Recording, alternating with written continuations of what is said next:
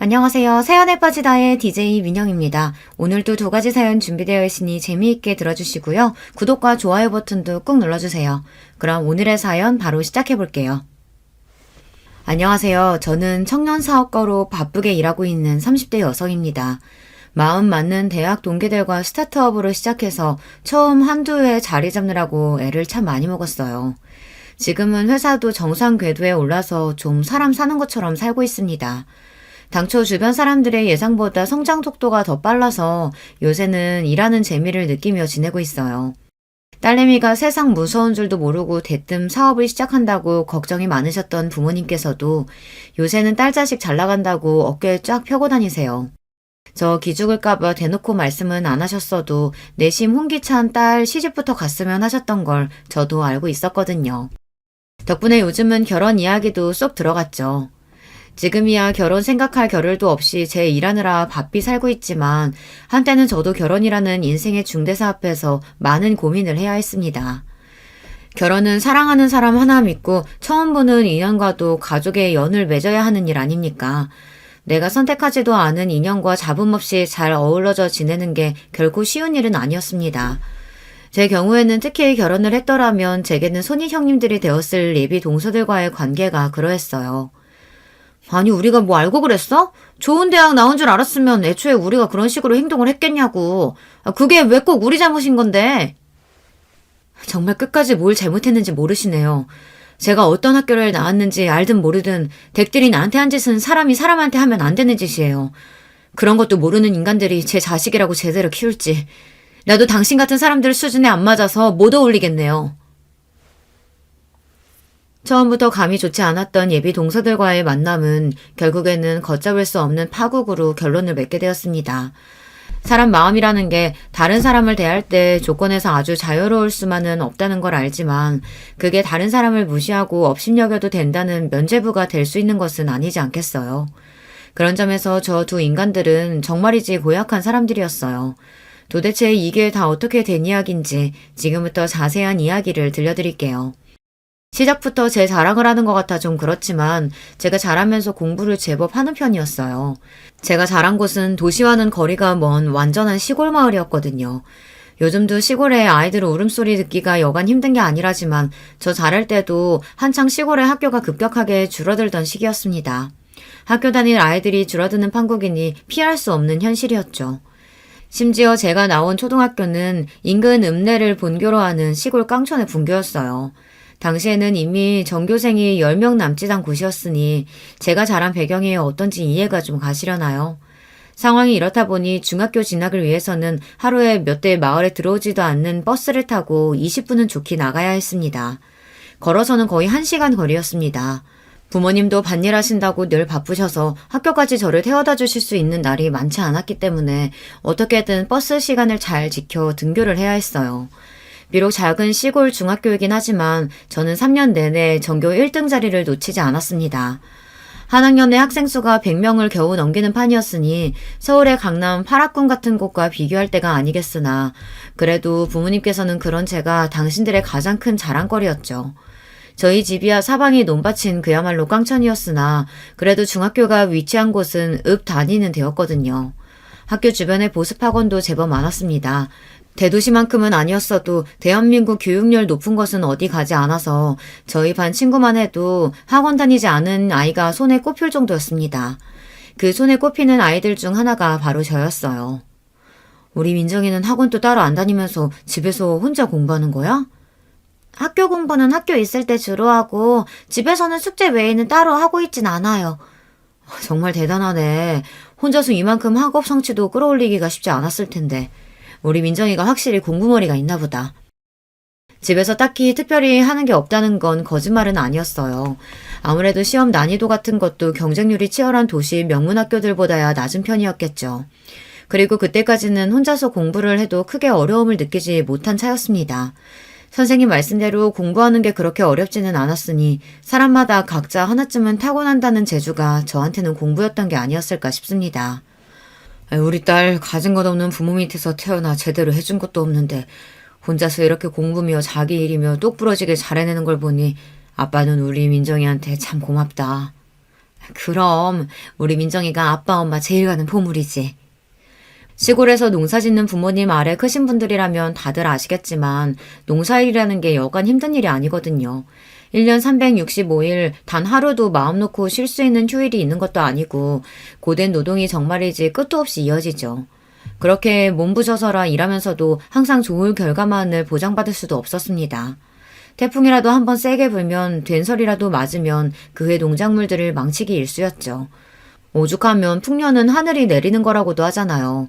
자연 앞에서 무력한 인간의 존재를 느끼기에 더없이 그만인 일이 아마 농사가 아닐까 싶습니다. 그리 힘든 일을 하시는 분이시니 부모님 두 분 지친 얼굴을 보며 자라는 것이 일상이었어요. 그런 부모님 얼굴에 환한 미소를 짓게 해드릴 수 있는 일인데 공부 잘하는 게 저한테도 자랑이 아닐 수가 없었죠. 워낙 저희 부모님도 자랑거리라고는 공부 잘하는 자식놈 하나뿐이셨을 테니 동네방네 자랑을 하고 다니신 탓에 제가 사는 시골 마을에서 제가 공부 잘하는 걸 모르시는 분이 없으셨습니다. 당시에 저희 부모님도 시골에서 농사 지으시는 분들치고는 젊으신 축에 속하셨으니 소녀 같은 아이가 인근 읍내에서도 가장 공부 잘한다는 게 동네 자랑이 되었습니다. 그렇게 이 집 저 집 귀뜩하다며 옥수수며 고구마며 간식도 잔뜩 얻어먹고 동네 어르신들 사랑 듬뿍 받으며 자랐어요.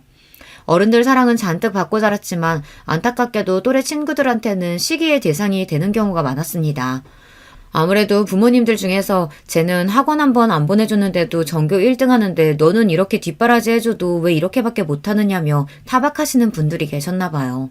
그 나이 또래 아이들이 제일 싫어하는 게 다른 아이랑 비교당하는 건데 그 애들도 상처가 많았겠죠. 결국 그 원망의 화살이 제게 돌아오는 일이 그리 드물지 않았습니다. 쟤 학원 안 다닌다고 하면서 뒤로는 과외라도 받고 있는 거 아니야? 자기는 뭐가 그렇게 잘났다고 학원도 안 다니고 성적이 저렇게 잘 나오겠어.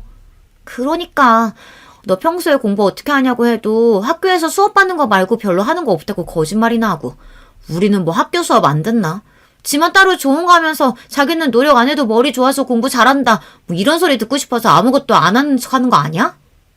지금도 제가 그다지 사교적인 성격은 아닙니다만 어릴 때는 정말 수줍음이 많은 편이었거든요. 친구도 정말 마음이 잘 맞는 저와 비슷하게 조용한 친구 몇몇이 전부였기에 저에 대해 오해하는 친구들도 많았어요. 공부 좀 한다고 다른 애들 무시한다는 식으로 몰아가는 아이들도 있었고요. 그럴수록 더더욱 친구 만드는 데 위축이 되어 더 제가 어울리는 친구들과만 가까이 지내게 되었습니다.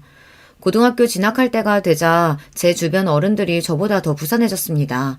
특히나 학교 선생님들께서 저를 가만두지 않으셨어요.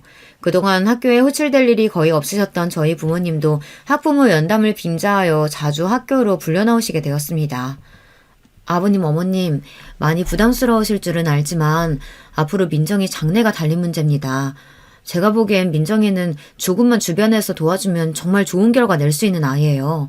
조금만 더 무리하시더라도 서울로 보내주실 수는 없을까요? 저희도 그저 자식 잘 되기만은 바라고 사는 사람들인데 뭔들 해주고 싶지 않겠어요.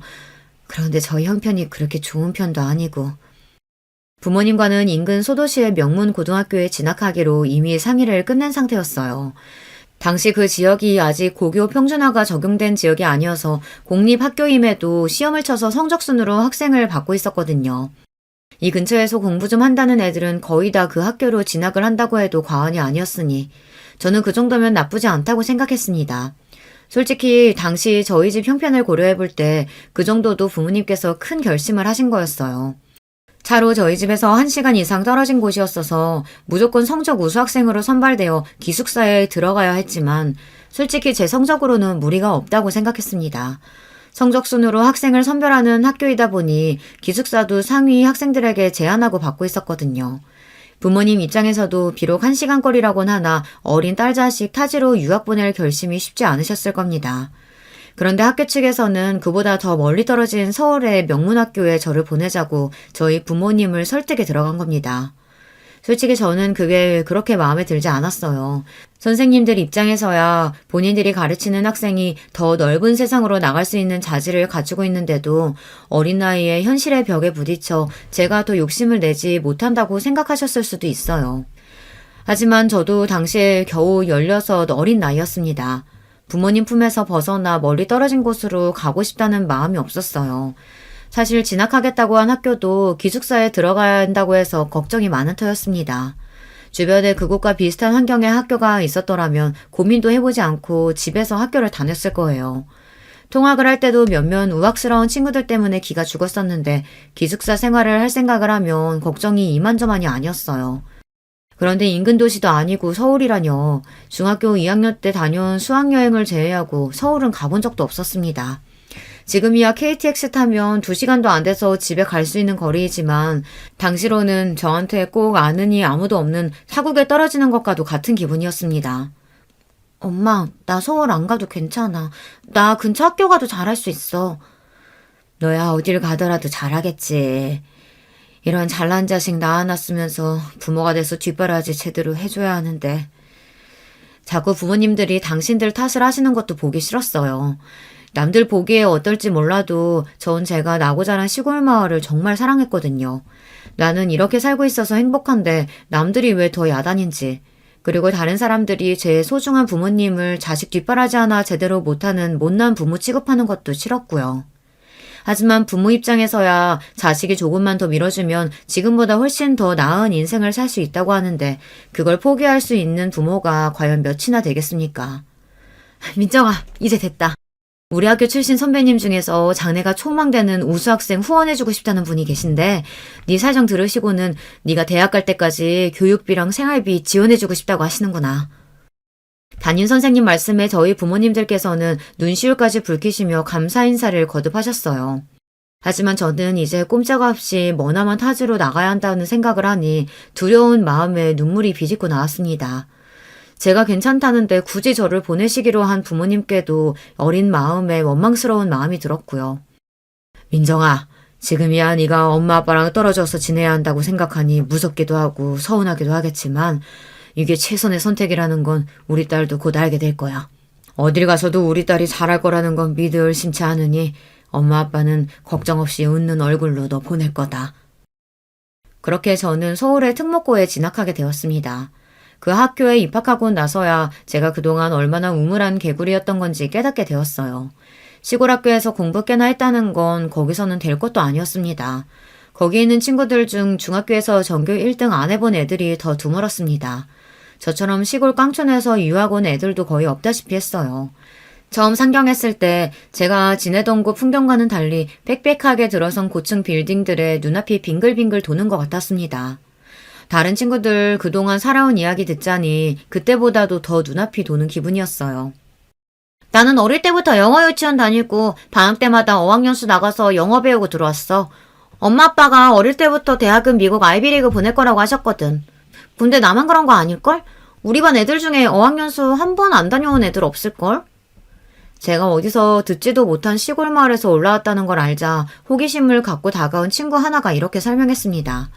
그 말이 틀린 말은 아닌지 3학년 선배들 반은 아예 국내 대학에 진학할 국내반과 해외 입시를 준비하는 해외반으로 나눠서 대학 진학을 준비하고 있었어요. 그게 여기선 밥 먹듯이 흔한 일이라고 생각하니 그동안 내가 머물던 곳이 얼마나 좁은 사이였는지 실감이 확 났어요. 당연히 공부해야 할 양도 어마어마하게 불어났습니다. 제가 성적이 잘 나오긴 했지만 공부에 목숨을 건 적은 없었습니다. 집에 와서 숙제할 때 빼고는 들로 밭으로 뛰어다니며 자랐고요. 간간히 부모님 농사일 도와가며 그렇게 지냈어요. 하지만 고등학교 진학 이후 그런 시절은 다시 돌아오지 않았습니다. 다들 공부에 혈안이 된 만큼 누가 시키지 않아도 아이들 모두 밤을 새워가며 공부했고 스스로 그러지 않으려고 한들 과목마다 과제가 너무 많아서 그걸 해결하는 것만으로도 벅찼습니다. 사람이 밥 먹는 시간 빼고는 이렇게 공부에 미쳐 살 수도 있구나 싶었어요. 심지어 잠자는 시간도 줄여야 했으니 처음 한 달간은 밤마다 기숙사 방 침대에서 혼자 눈물을 훔치기가 부지기수였습니다. 그러나 사람은 적응의 동물이라죠. 그런 생활조차도 점차 익숙해졌습니다. 게다가 저는 제가 그렇게 승부욕이 강한 사람일 줄 몰랐어요. 아무것도 모르고 들어와서 처음 치른 시험 등수에 충격을 받아 그날은 아무것도 삼키질 못했어요. 그런 등수는 생전 생각조차 못 해봤습니다. 간신히 중위권에 머무른 등수를 보며 비로소 제 투지가 불타오르기 시작했습니다. 나 여기 보낸다고 우리 엄마 아빠가 무슨 수모를 겪었는데 이대로 주저앉을 수는 없었죠. 그 전까지는 그저 새로운 환경에 적응하려고 어떻게든 아등바등 다른 친구들 하는 걸 따라했다면 이제는 이 학교에서 반드시 꼭대기에 올라가리라는 다부진 마음을 먹고 진심을 다해 공부에 임했어요. 그 결과 저는 2학년에 올라갔을 때는 저희 반 1등이 되어 있었습니다.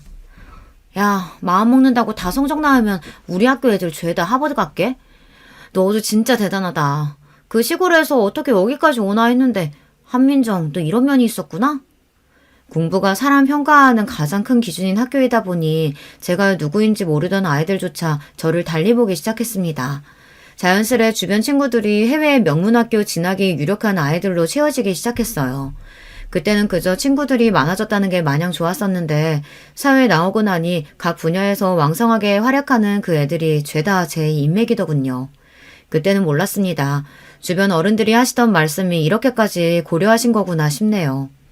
성적은 오르고 올라 3학년에 올라가니 제 성적은 해외반 중에서도 최상위권이었습니다. 예전 같았으면 유학이라고는 상상도 못했겠으나 그래도 저도 이 학교 들어와서 보고 들은 게 적지 않았어요. 워낙 명문학교 진학률이 높다 보니 유학을 후원해 주시는 분과 연결되는 것도 어렵지 않았습니다. 이왕 큰 물로 나온 김에 제 능력으로 갈 수 있는 데까지는 가보고 싶었어요. 결국 저는 아이비리그 진학에서도 가장 높게 평가하는 무려 하버드 대학교에 진학하게 되었습니다. 이게 웬 경사라니? 우리 학교 출신 중에 하버드로 들어가는 학생이 나올 줄이야. 정말 장하다 민정아. 내 새끼 혼자서 그 타지에서 얼마나 고생이 많았을꼬. 우리 민정이 기특하다 기특해.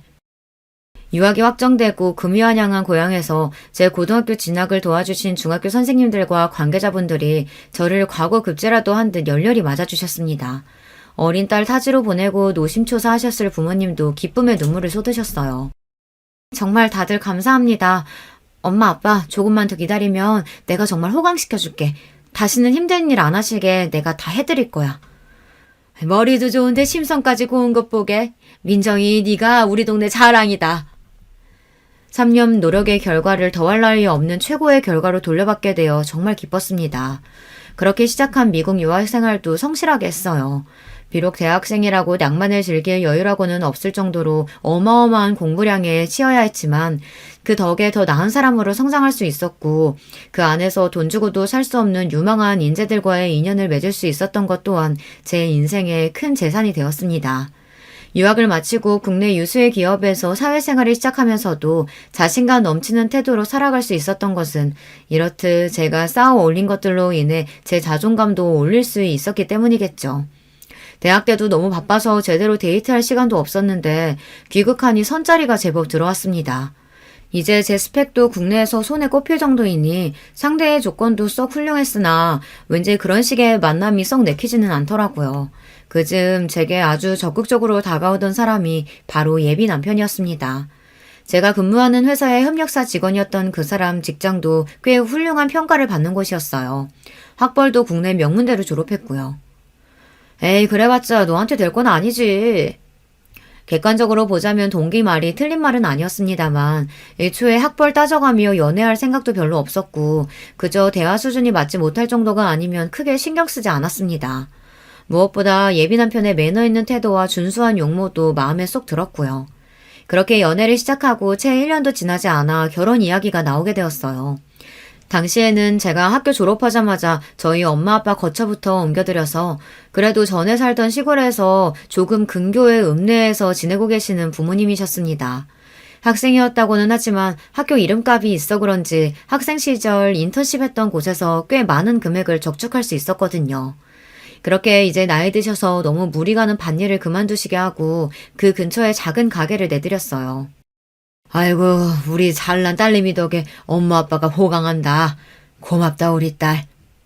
저희 부모님이 저에게 해주신 거에 비하면 톡도 없다고 생각했지만 언제나 그렇듯 우리 딸이 최고라 말씀하시는 부모님께 감사했습니다.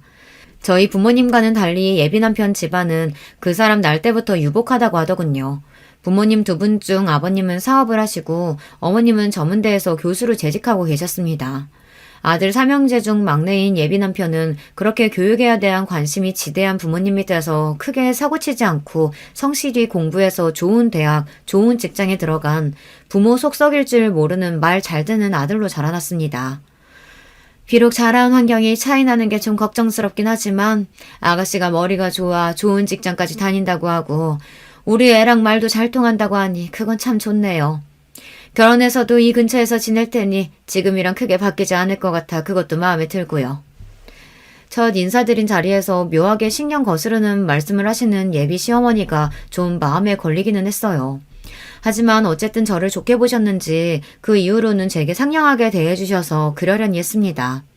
원래 시어머니 자리라는 게 며느리 마음에 쏙 들기가 더 어렵다고 하던데 이만하면 불평할 정도는 아니겠지 싶기도 했고요. 저보다는 막상 저희 부모님께서 걱정이 많으셨습니다. 양가 상견례를 앞두고 수심이 깊은 얼굴을 하신 부모님께서 이렇게 말씀하시더라고요. 우리 딸내미야 세상 어딜 내놔도 꿀릴 것 없는 잘난 자식인데 정작 아빠가 이렇게 시골 사람 뒤 줄줄 나는 촌부라서 우리 딸한테 도움은커녕 괜히 책 잡힐까 걱정이다. 무슨 소리야. 아빠가 어디가 어때서. 너야 효자니까 그렇게 말하지만 사실 엄마 아빠가 뭐 내세울 게 있는 사람도 아니고 그저 자식 잘난 거 하나 자랑 삼아 살아온 사람들인데 장서방 부모님 되시는 분들은 사업도 크게 하시고 사부인 되실 분은 교수시라며 그런 분들한테 우리가 어디 성에 차겠어? 네가 워낙 잘났으니 받아주셨겠지. 자꾸 속상한 소리 할 거야? 그렇게 따지면 엄마 아빠는 이렇게 잘난 딸 키워낸 대단한 사람들인데 꿀릴 거 하나도 없으니까 그런 소리 하지 마. 그렇게 단단히 다짐을 받아두었지만 항상 딸 자식 앞길에 당신들께서 걸림돌이 되지는 않을까 노심초사하시는 분들이시니 상견례를 앞두고 위축이 많이 되셨을 거예요. 설마 그럴 일은 없겠지만 혹여나 우리 부모님 기죽이는 말 한마디만 해도 가만히 있지 않으리라 저도 마음을 굳게 먹었습니다.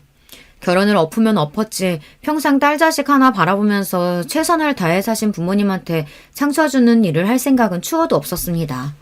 남자야 새로 만나면 그만이지만 부모님은 저한테 유일하신 분들이 아니겠습니까? 걱정했던 바와는 달리 상견례 자리에서 예비 시부모님과 저희 부모님 간에 그런 문제의 조짐은 보이지 않았습니다. 사회 지도층답게 우아하고 기품 있는 태도로 저희 부모님을 정중히 대해주시는 예비 시부모님 모습에 저 역시 만족스러웠고요. 오히려 제 신경을 거스른 부분은 따로 있었습니다. 안녕하십니까. 한민정이 아비 되는 사람입니다. 안녕하세요. 민정이 엄마예요. 반갑습니다. 사돈 사부인. 멀리까지 오시느라 고생 많으셨죠? 화기애애하게 첫인사를 주고받는 부모님과 예비 시부모님과 달리 저희 부모님 행색을 한번 쓱 훑더니 예비 동서 둘이서 지들끼리 작게 속삭이더라고요. 순간이긴 했지만 둘째 동서라는 여자가 키득거리는 꼴도 분명히 봤습니다. 저희 부모님이 지금은 농사일을 관두셨지만 거의 일평생 농사를 지으셨다 보니 보통 사람보다 피부가 좀 많이 타셨어요. 딸 자식 사돈될 분들한테 시골 촌뜨기로 보이면 안 된다고 평생 옷에 돈 쓸 줄 모르시는 분들이 좋은 옷도 입으시고 어머니는 아버지까지 닥달해서 며칠 피부 관리까지 빡세게 받으실 정도로 신경을 많이 쓰셨습니다. 그렇더라도 평생을 안고 사신 노동의 흔적이 하루아침에 사라지진 않았겠죠. 두 분 다 시골에서 농사 짓던 분처럼 보이기는 했을 거예요. 하지만 그렇다고 그게 예비동서 될 사람 상견례 나온 자리에서 저들끼리 저렇게 예의를 밥 말아먹은 듯 쪼갤 일입니까? 이 자리는 예비 시부모님과 저희 부모님께서 처음 만나는 자리이기도 했지만 예비 아주버님과 예비 동서들과 제가 처음 만나는 자리이기도 했어요. 다들 일이 바쁘다 보니 상견례 전에 따로 시간을 내지 못해 이 자리에서 한꺼번에 해결하게 된 거죠. 한마디로 그 둘의 첫인상은 정말 형편없었습니다. 내 부모 업신여기는 티를 저리 내는 인간들을 무슨 수로 좋게 볼 수 있었겠습니까? 이건 나중에라도 반드시 짚고 넘어가야겠다고 분한 마음을 간신히 억눌렀습니다.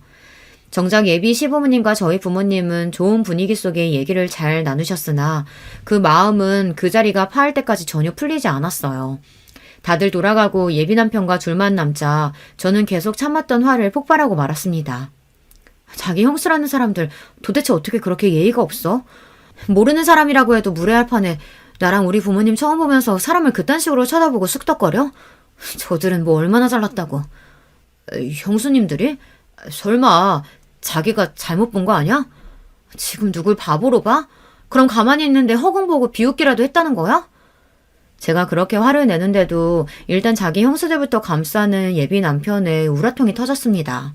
전에 없이 화를 내며 날뛰는 제 모습에 실수했다 싶었는지 뒤늦게 예비 남편이 이 사태를 수습해보겠다고 용을 썼습니다. 우리 형수님들이 두 분 다 평생 도시에서만 자라서 시골에서 농사 지으신 분들 뵐 기회가 없어서 그랬나 봐. 자기가 기분 많이 나빴겠다. 무슨 외국인 처음 보는 어린애도 아니고 나이 먹을 만큼 먹어서는 사람 앞에 두고 도대체 무슨 그따위 태도가 있어?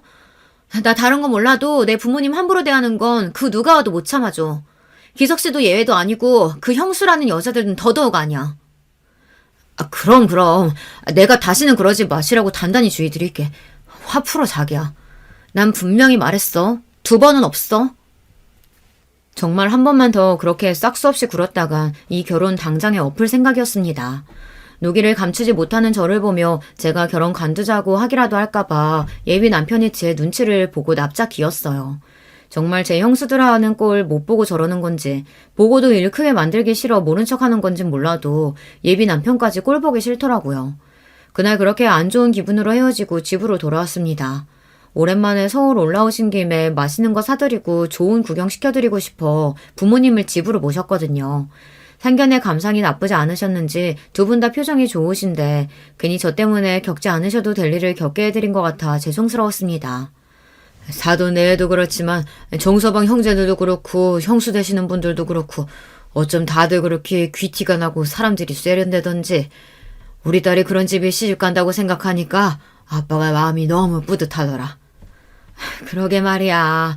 우리 딸도 저리 좋은 집에서 태어났으면 지금보다 더 빛났을 텐데. 하긴 우리 딸은 지금도 빛나지만 신이 나서 말씀하시는 것처럼 그 인간들 속도 그렇게 귀티나는 인간들이었으면 좋으련만 시작부터 사람 겉모습 보고 판단하는 것도 모자라 그걸 숨기지도 못하고 차별하는 꼴을 딱 걸린 판에 그 둘을 좋아하게 되는 일은 요연해 보였습니다. 사람이 작은 부분에서 인성이 보이는 법이라고 하지 않습니까? 어차피 그 둘과 가깝게 지낼 생각은 애초부터 싹 사라졌고 그저 서로 갈등이 생기지 않을 정도로 거리두는 사이로 지내야겠다고 속으로 마음 정리를 마쳤습니다. 예비 시어머니 말 맞다나 예비 남편이나 저나 서울에 살면서 일하고 있고 예비 시댁 식구들 전부 서울에서 거주하다 보니 결혼 준비하면서도 그쪽 식구들 얼굴 볼 일이 종종 생겼습니다. 특히 이제 곧 동서지간이 될 텐데 얼굴이나 익혀둬야 하지 않겠냐며 예비 동서들이 저를 불러내는 일도 있었어요. 워낙 좋게 감정이 시작된 게 아니니 가급적이면 그 둘만 만나는 일은 피하고 싶었으나 좋든 싫든 곧 가족으로 엮이게 될 텐데 마냥 피할 수도 없는 일이었죠. 듣자 하니 저번 상견례 때 동서가 오해가 좀 있었던 것 같은데 설마 우리가 사돈 되실 분들한테 그럴 리가 있겠어? 혹시나 맘 상한 거 있었으면 풀어 동서. 오해는 무슨 말 같지도 않은 소리를 하는 꼴에 콧방귀라도 끼고 싶었으나 한 번은 참아주기로 했어요. 네, 설마 그렇게 경우 없는 짓을 하실 리가 있겠어요. 뭘 모르는 어린애도 안 할 짓인데요. 제 말에 동시에 둘 표정이 떨떠름해졌습니다만 뭐 제 알바인가요. 분위기를 풀어보겠다고 둘째 동서가 다급하게 말을 꺼냈습니다. 그 시골에서 올라와서 대도시 생활 적응하느라 고생 많았을 텐데 앞으로 우리가 많이 도와줄게. 동서지간 좋다는 게 뭐겠어. 상경한 지 10년이 넘었는데요 뭐. 저도 여기서 밥 벌어먹고 사는 사람인데 걱정해 주셔서 감사합니다. 대도시 생활 적응이니 뭐니 아무래도 제가 시골 출신이라는 소리를 듣고 기 좀 죽일 심산이었나 본데 제가 미국 가서 대학 생활까지 한 사람인데 듣고 있으니 실수밖에 안 나오는 얘기이지 않습니까? 저것들은 둘 다 바보인가 싶었어요. 이런 걸로 차별적인 발언을 하고 싶지는 않았으나 둘 다 국내에서 대학 나온 걸로 알고 있는데 도대체 뭘 믿고 나한테 저렇게 대도하는 척을 하려고 드는 건지 도통 이해가 되질 않았습니다. 우리 둘은 결혼 전부터 서로 알고 지내는 사이다 보니 뒤늦게 우리 집 식구 되면서 막내 동서로 들어오게 될 동서가 걱정이 많을 거 알아. 우리도 손이 사람으로서 본을 보일 테니까 동서도 잘 따라줬으면 좋겠어. 한마디로 제가 기싸움에서 져줄 생각이 전혀 없어 보이니 서열로라도 찍어 눌러보겠다는 소리였습니다.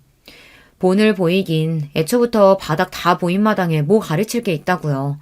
거기에 예 그러십시오 해줄 생각은 눈콧만큼도 없었기에 일부러 말을 돌렸습니다. 두 분은 원래부터 인연이 있으셨나 봐요. 우리가 같은 학교 동문이거든. 내가 이화여대 주회 선배고 우리 둘째 동서가 내 후배야. 굳이 묻지도 않은 출신 학교를 밝히는 두 사람 얼굴에 자부심이 줄줄 흘러넘쳤습니다. 제 동문 중에 자랑하기를 특히 좋아하던 사람들 얼굴에서 흔히 볼 수 있었던 표정을 여기서 보게 될 줄은 몰랐네요. 이화여대 참 좋은 학교죠. 국내에서 손꼽히는 명문 여대라는 거 잘 알고 있습니다. 하지만 그렇게 학벌 따지는 사람들이라면 제 앞에서 저렇게 물색 없이 잘난 척을 할 것 같진 않은데 좀 의아했습니다.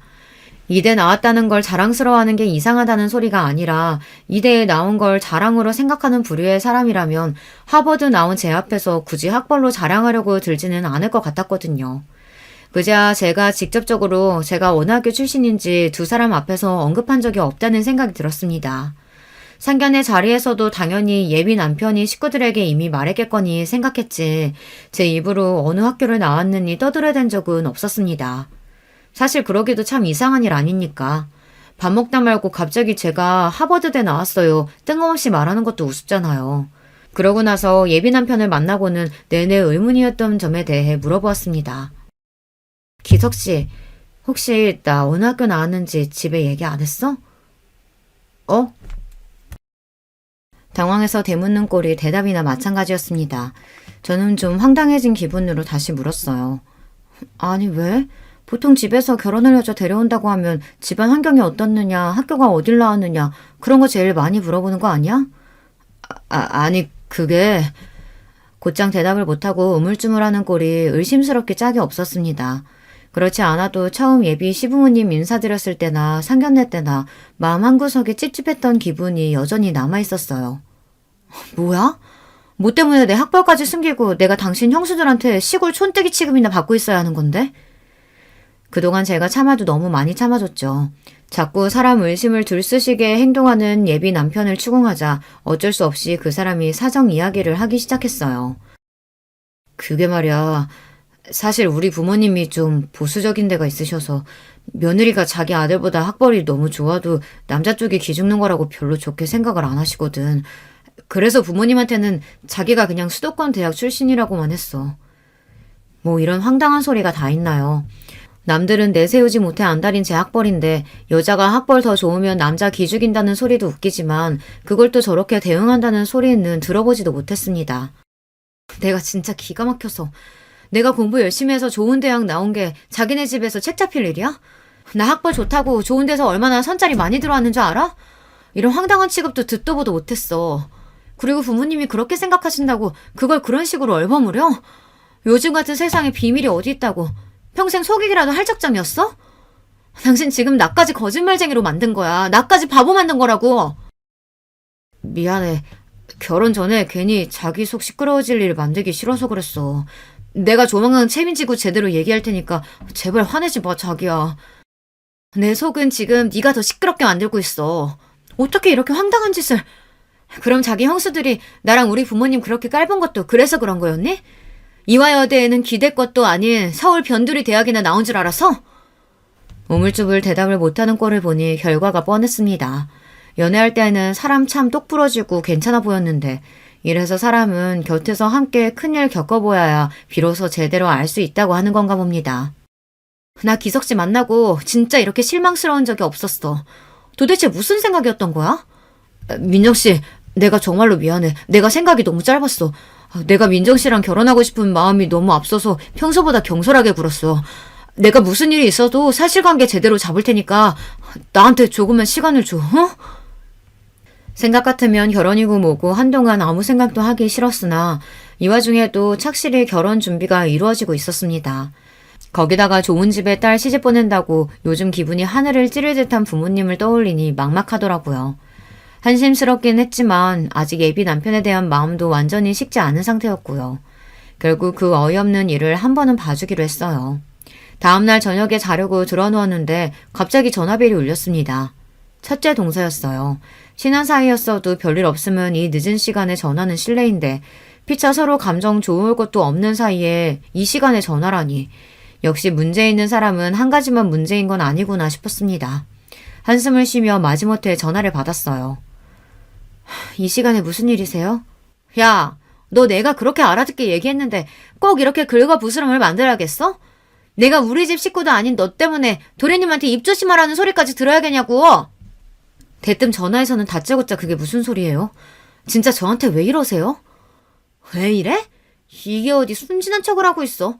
네가 시골 깡촌에서 자란 촌년이라 촌년 취급한 거 가지고 도련님 닥달해서 어디 손이 동서들 말을 조심하라고 건방을 떨고 있어? 그런 취급 받기 싫으면 너도 대도시에서 크지 그랬니? 원망을 하려면 네 부모님을 원망하던가. 가난한 깡촌에서 커서 제대로 못 배웠으면 겸손하기라도 해야지. 어디 주제에 어울리지도 못할 신랑감 만나서 주제도 모르고 나대길. 너 우리 도련님 아니었으면 우리 같은 사람들이랑 애초에 어울릴 깜냥도 아니야. 알기나 해? 이 여자가 진짜 듣자 하니까 말이면 단줄하나. 제 도련님한테는 찍소리도 못하면서 그 화풀이를 나한테 다 해? 니까짓 게 뭐라고 감히 나를 이렇게 무시해? 내가 이런 소리 듣고도 너 같은 인간이랑 같은 식구 될 것 같아? 기서씨랑 네 시부모한테 연락해서 니년 때문에 우리 결혼 엎어지게 생겼다고 말할 테니까 어디 그때도 네가 이렇게 당당한가 보자. 그러고는 전화를 확 끊어버렸습니다. 진짜 이까지 결혼 뒤집어 엎어버릴 생각이었어요. 살다 이런 모욕은 처음이었어요. 사태를 이 지경까지 만든 예비 남편이라는 놈한테도 우라통이 치밀었지만 진짜 제가 시골 출신의 서울 변두리 대학 출신이었다고 한들 첫째 동서라는 여자의 저런 몰상식한 행동은 결코 용인되어서는 안 될 것이었습니다. 그 길로 당장의 예비 남편에게 전화를 걸었습니다. 네 미친 큰형수라는 여자가 나한테 전화해서 무슨 막말을 퍼부었는 줄 아니? 일을 이 지경으로 만들어놓고 너는 잠이나 퍼자고 있어? 너도 꼴 보기 싫으니까 앞으로 나한테 연락하지 마. 민정씨! 그러고 정말로 며칠간 그 사람 연락을 깡그리 무시해버렸습니다. 도대체 이게 무슨 마른 하늘의 날벼락이에요. 남자 하나 잘못 만났다고 내가 이런 꼴까지 당해야 하다니. 내가 남자에 환정한 것도 아니고 저놈 없으면 못 사는 것도 아닌데 왜 이런 수모를 견뎌야 합니까? 나 이 꼴 당하게 했으면 니놈도 마음고생 좀 해보라지 싶었습니다. 그렇게 며칠 만에 제 앞에 모습을 나타낸 예비 남편은 꼴이 꼭 피죽도 못 얻어먹은 것처럼 얼굴이 반쪽이 되어 있었어요. 저랑 결혼할 생각에 만만이었다가 하루아침에 버림받게 생겼으니 마음고생을 적지 않게 한 모양이었어요. 그 꼴을 보니 또 마냥 가슴이 시원하기만 한 건 아니더라고요. 민정씨, 제발 잠깐만 내 얘기 좀 들어줘. 나 정말로 반성 많이 했어. 형수님도 감히 당신한테 그런 얘기한 거 가만 안 두고 확 뒤집어 엎었어. 우리 형수들 형들한테 꼼짝도 못해.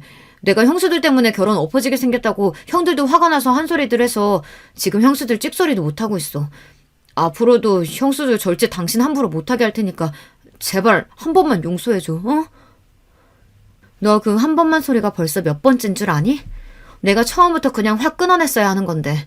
민정씨 제발 이번엔 진짜야. 형수들이 민정씨한테 사과도 하겠대. 그 인간들 사과가 무슨 의미가 있다고. 다들 꼴도 보기 싫어. 아니야.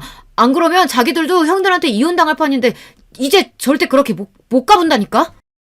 솔직히 예비 남편 말이 더 이상 믿음직스럽게 들리지는 않았으나 그래도 그 두 인간들 기가 팍 죽어서 저한테 머리 조아리고 마음에도 없는 사과하느라 수치심에 부들부들 떨 것을 생각하니 좀 고소하기도 했어요.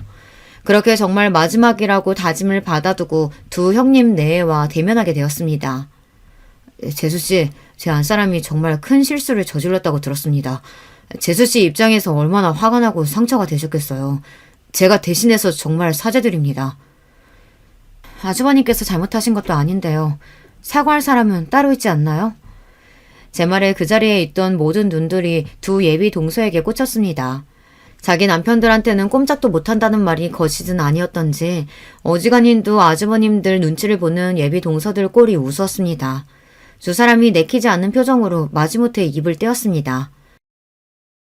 그날은 말이 좀 심했어. 그렇게까지 말할 건 아니었는데 내가 좀 흥분했어. 지금 그걸 사과라고 하시는 거예요? 이화여대에서는 사과를 그런 식으로 하라고 가르치나 봐요. 결코 호락호락 넘어가 줄 생각이 없던 제게 턱도 없는 사과 같지도 않은 사과였습니다. 자기 딴에는 저보다 못한 인간에게 제 자존심 뭉개가면서 사과했는데 제 반응이 날카롭자 첫째 동서도 그만 제 성질머리를 이기지 못하고 버럭 악을 쓰기 시작했습니다. 사람이 이렇게까지 굽히면 그런가 보다 할 것이지. 니까짓 게 뭐라고 이렇게 건방을 떨어 이 촌년이. 형수님 진짜 미쳤어요? 이 사람이 진짜 제정신이야? 아니 다들 좀 너무한 거 아니에요? 우리는 엄연히 이 집 식구고 저 사람은 아직 남인데 그리고 우리 학벌에 비해 저 사람 조건이 처지는 것도 사실이잖아요. 입 다물어. 내 학벌이 뭐가 그렇게 모자라는데? 대학은 니들만 나온 줄 알아? 대학이라고 다 같은 대학인 줄 아나. 어디 듣도 보다 못한 전문대로도 나온 모양인데 그걸로 지금 어디다 갖다 비비는 거야? 그 말과 동시에 제 졸업장 사본을 그 막대 먹은 여자 면상에 철썩 집어던졌습니다. 찰지게 그 여자 얼굴에 갖다 붙은 제 졸업장이 핑그르르 보기 좋은 원을 그리며 테이블 정중앙에 떨어졌죠. 미국 대학 출신이니 당연히 영문으로 적힌 제 졸업장을 보며 어안이 벙벙해진 두 여자 꼴을 보고 있자니 비웃음이 터져나왔습니다. 잘난 이화여대식이나 나와서 영문 졸업장 하나 해석 못하겠니? 니들이 그렇게 무시한 내 대학 졸업장이란다. 하버드? 역시 명문대 출신인 두 예비 아주버님들이 먼저 제 졸업장을 알아보고 눈이 휘둥그레졌습니다. 그 두 여자 입장에서는 얼마나 믿기 싫은 현실이었겠어요. 단박에 현실을 부정하려고 억지를 쓰기 시작했습니다. 도련님이 어딘지 출신 학교 이름도 못 꺼낼 정도로 후진 학교 나온 거 아니었어? 갑자기 하버드는 무슨 하버드야? 어디서 꼴에 졸업장 위조라도 했나 본데 너 그거 범죄야. 야, 네가 말해봐. 저게 위조라는데. 싸늘하게 예비 남편을 돌아보며 제가 말했습니다. 낯빛이 새파랗게 질린 예비 남편은 겨우 입을 떼었습니다. 이 사람 하버드 출신 맞아요. 여기 있는 그 누구보다 학벌로는 대적할 사람이 없는 사람이라고요. 민정 씨한테 들으면서도 설마 했는데 형수님들 이렇게 몰상식한 사람이었어요? 진짜 내 결혼 파트너려고 작정한 거야 뭐야? 사실 확인을 해주는 예비 남편 말에 그 둘 얼굴이 시퍼렇게 질렸습니다. 이미 저는 파혼할 결심을 굳혔죠. 니들같이 천박한 것들이랑 어울릴 생각 나도 없어. 니들 말대로면 어디 수준 안 맞아서 니까지 것들이랑 내가 어울릴 수 있겠니? 단, 파혼은 다 니들 폐악 때문이니 그 대가는 단단히 준비하는 게 좋을 거야. 애초에 우리가 알았으면 왜 이런 짓을 했겠어? 왜 파혼이 우리 탓인데? 난 그냥 시키는 대로 한 거야. 나도 피해자라고. 같은 학교 동문이니 해가며 서로 어와둥둥한 게 거짓말이라도 되는 것처럼 악다구니를 쓰는 꼴이 제법 볼만했습니다. 제 아내들 추한 민낯을 그대로 목도한 예비 아주버님들 얼굴이 황망하기 그지없었죠. 더 볼 것도 없다 싶어 몸을 돌리는 제 앞에 예비 남편이 무릎을 꿇었습니다. 민정씨, 제발 한 번만 다시 생각해줘. 내가 다시는 저 인간들 민정씨 앞에 나타나지 못하도록 할게. 제발 파혼만은. 나, 이 모질이 새끼야. 너 그 말 지겹지도 않니? 네 형수들 말 맞다나 서로 수준 안 맞아서 이 결혼은 못하겠다. 너 같은 놈한테 언감생심 나 같은 여자가 말이나 되니? 구질구질하게 매달리지 말고 내가 보상금 청구하면 그거나 깔끔하게 보낼 준비해. 그렇게 그 징글징글한 것들과는 영영 엮일 일 없이 모든 인연을 정리하게 되었습니다. 처음에 조짐이 보일 때 진짜 끊어냈어야 하는 건데 지저분하게 길게도 끌었네요. 저희 파혼에 대한 원인 제공을 누가 했는지는 장문의 문자로 시부모님이 될 수도 있는 그분들께 모조리 전달했기에 그 집구석이 또다시 난리를 겪게 되었다고 합니다. 본인들이 가장 귀해하던 막내 아들 결혼을 엎어지게 만든 게 모자란 며느리들 때문이라는 걸 알고는 잡돌이를 어지간히 하신 게 아닌 것 같더라고요. 제 남편들 못지않게 시부모님들 눈치도 많이 봤던지 아주 찍소리도 못하고 산다네요. 신혼집도 시댁 도움을 받은 모양인지 너 같은 것들한테 내 귀한 재산 못 준다며 펄펄 뛰시는 시부모님한테 아들목 제외한 본인 목까지 갚고 있다는 말은 웃기기까지 하더라고요. 전 예비 남편이 저것들이 내 팔자 망쳐놨다며 악다구니를 써서 시댁에는 발도 못 들이고 있답니다. 여기까지가 제발 자기 다시 한번 돌아봐 달라며 전 예비 남편이 저한테 전해준 이야기예요. 그러게 감히 누굴 무시합니까? 다른 사람 괄시해놓고 저들이라고는 괜찮을 줄 알았나 보죠. 그것들은 제가 아니라도 누구에게라도 큰 코 다치는 일이었을 겁니다. 파혼에 대한 소문이 아주 웃기게 나서 전 예비 남편 또한 뒤에서 웃음거리가 되었어요. 네 집구석 때문에 파혼하는 마당에 결혼 준비하느라 깨진 돈 제대로 안 보내면 아주 얼굴도 못 들게 다니게 해주겠다는 제 반협박에 위로금도 심심치 않게 뜯어냈습니다. 협력 사기는 해도 저희 회사가 갑이고 제가 관리직급이다 보니 저쪽 회사도 알아서 기더라고요. 저는 그놈을 업무적으로도 볼 일이 없었습니다. 앞서 말씀드렸다시피 지금은 하버드 동문들과 창업한 회사가 크게 성공을 거두어 파혼한 아픔 따위는 생각할 겨를도 없이 바쁜 나날을 보내고 있어요. 오히려 그때 그렇게 코 깨어 결혼하지 않은 게 천운이다 싶습니다. 결혼이 뭐 대수인가요? 제 인생 잘 살고 있으면 그게 제일이죠. 제 파혼 이야기는 여기까지예요. 황당하지만 늦게나마 발 빼고 잘 살고 있으니 제 걱정은 마시고 다들 좋은 하루 보내시길 바래요. 안녕하세요. 코로나가 한창일 때부터 제가 사연에 빠지다를 듣기 시작했는데 지금은 어느새 열혈팬이 되어버렸네요. 저는 어렸을 때부터 집에서 차별을 엄청나게 받고 큰 사람입니다. 딸이라고 장녀라고 모든 책임감을 다 져야 했으며 차별을 당연시해야만 했어요. 저는 동생만 둘인데요. 남동생은 남자랍시고 어렸을 때부터 집안의 기둥 대들보였습니다. 시집 온 뒤로 마음고생하며 친정엄마가 지내고 계셨을 때 딸인 제가 태어나서 더욱 속상해 하셨었고 그걸 만회시켜준 존재가 남동생이었던 거예요. 저는 참 억울하게도 외모가 친탁을 했습니다. 친정아버지를 많이 닮았으면 차라리 나은데 친할머니하고 정말 비슷한 인상이에요. 친정엄마께서는 그렇기에 더더욱 저에게 정이 안 간다고 하셨죠. 너는 암만 내 배로 직접 낳았어도 나하고 닮은 구석이 하나도 없어서 그런가? 아니면 내가 너무 싫어하는 그 얼굴을 닮아서 그런가? 정을 줄래야 줄 수가 없어. 하여간 표정도 음침해가지고 애가 애답지도 않고 보는 사람을 아주 우울하게 만든다니깐. 어린 딸에게 친정엄마가 하셨던 말씀 지금 생각해도 너무 서럽네요. 저는 타고난 성정이 차분하고 조용한 편이었어요. 그런데다가 하도 차별을 받고 구박을 받으니까 집에서 기가 죽어서 의기소침해졌죠. 이런 저와는 다르게 막내인 여동생은 원체 애교가 있는 성격이었습니다. 그리고 생긴 것도 외탁을 한 편이었어요. 여동생은 어렸을 때 잔병 치레를 했는데 당시 집이 너무 가난했던 탓에 제대로 못 돌봐줬습니다. 그래서 친정 부모님의 아픈 손가락이 되어버렸어요. 남동생은 귀한 손가락, 여동생은 아픈 손가락, 그리고 저는 그냥 손에 달려있는 손가락이었죠. 제가 성장기 때 항상 친정엄마께 들었던 소리가 동생들에게 양보해야지 라는 것이었습니다. 저는 속으로 생각했었죠. 늘 양보하며 살았는데 도대체 뭘 더 어떻게 양보하란 것인가.